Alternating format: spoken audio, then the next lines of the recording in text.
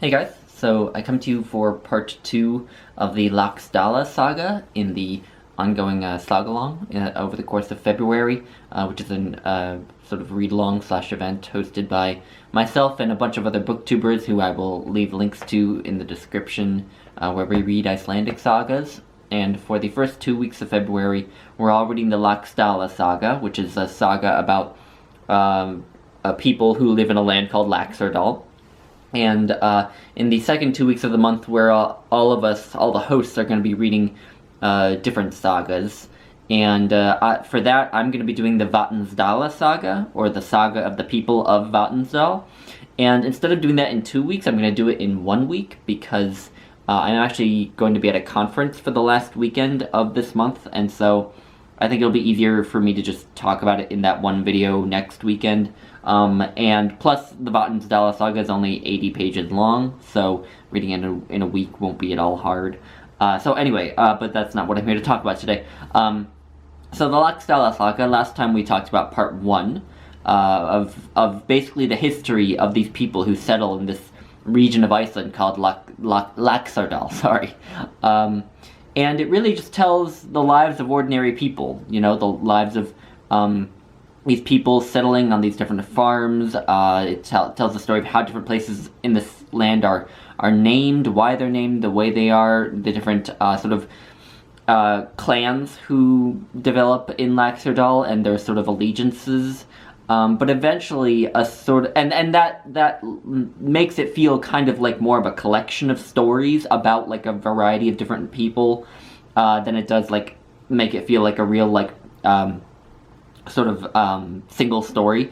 But eventually a single kind of central story does start to develop, centered around a woman named Gudrun, who is kind of the most beautiful woman in the land, and who is also very sort of witty, doesn't take shit from anyone, most especially the men in her life, very kind of impulsive, headstrong, very intelligent, etc.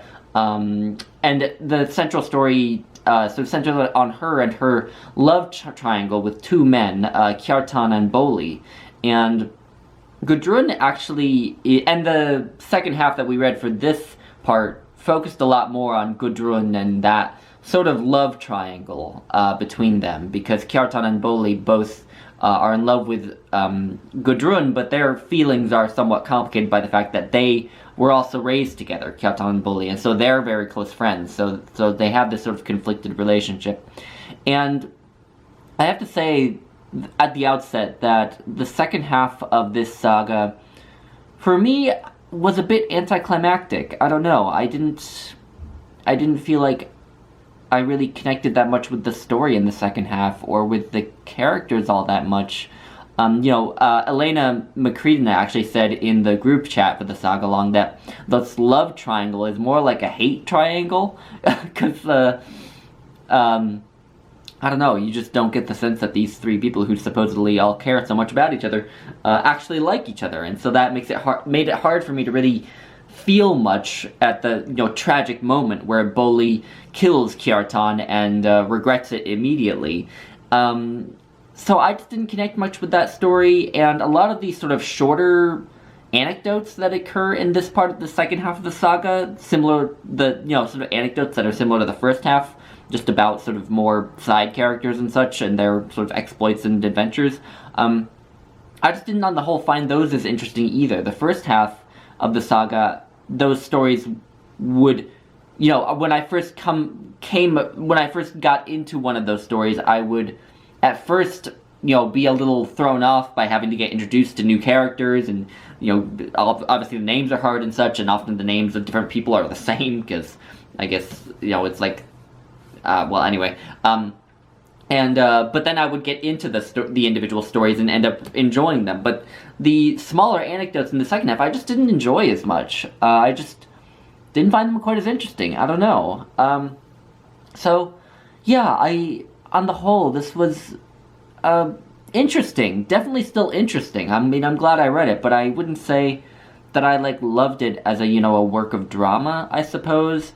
But it's one of those frustrating cases where I feel like maybe I missed something because it was a first reading, because I do see Gudrun. I can see why she's thought of as this very interesting character, because, she does go through a real, sort of character arc, she's very, again, impulsive, headstrong, vengeful, The reason that Kjartan gets killed is because she wants Bolli to take revenge on him for, something, for basically insulting her and Bolli, and when Bolli is killed, she wants revenge taken on him, and she sort of tricks another man into taking revenge on him for her, by sort of offering her hand in marriage with a sort of rigged marriage contract, and then that man goes off and gets revenge on Bolli, and then returns, expecting to be able to marry Gudrun, but then Gudrun has used a loophole that she kind of inserted into the marriage contract, to marry another man, and so she kind of screws that guy over. So she's a little devious too, but you also kind of see, she, obviously her life is full of sorrow. She loses 4 husbands, a couple of which she didn't really care for, a couple of which she deeply loved, and the one man that we're told at least, that she truly loved was Kjartan, who she never got the chance to marry. Now the last line, one of the last things she says in the saga is that the man she loved the most was the man she punished the most, or something like that. And yeah, she was the cause of his death, basically, because she insisted that Bolli go and go and kill him. But it is kind of touching to see her. It was touching to see her acknowledge that, I guess, and it was also touching, I think, to see her sort of take comfort in her sons, particularly in her son Bolli, who obviously was named after his father. And I liked that, but yeah, just on the whole, I feel like I don't have too much else to say. Really, I don't know what happened with this saga. I just didn't end up loving it. I don't know. So, I don't know, I kind of hope that maybe my fellow, hosts will, post their thoughts and, maybe help me to see what I missed in this saga, because I feel like there are a lot of individual things that I liked about it, but they just didn't quite come together into a story that I could fall in love with, I guess. So, yeah. Anyway, that's all I really got. I think it's a kind of a short video, so I'm sorry, but we will be returning next week for the Vatnsdaela Saga. If you want to read the Vatnsdaela Saga with me, I'm going to be covering the whole thing next weekend on Saturday, so yeah, it's only like 80 pages. I don't think that should be a big challenge to read it in a week. But anyway, thank you all for watching, and I'm sorry I don't have more to say, yeah, but that's just my honest opinion, so, but we'll see what my fellow, Sagalong hosts, say about this, so, anyway, thanks for watching, guys, bye.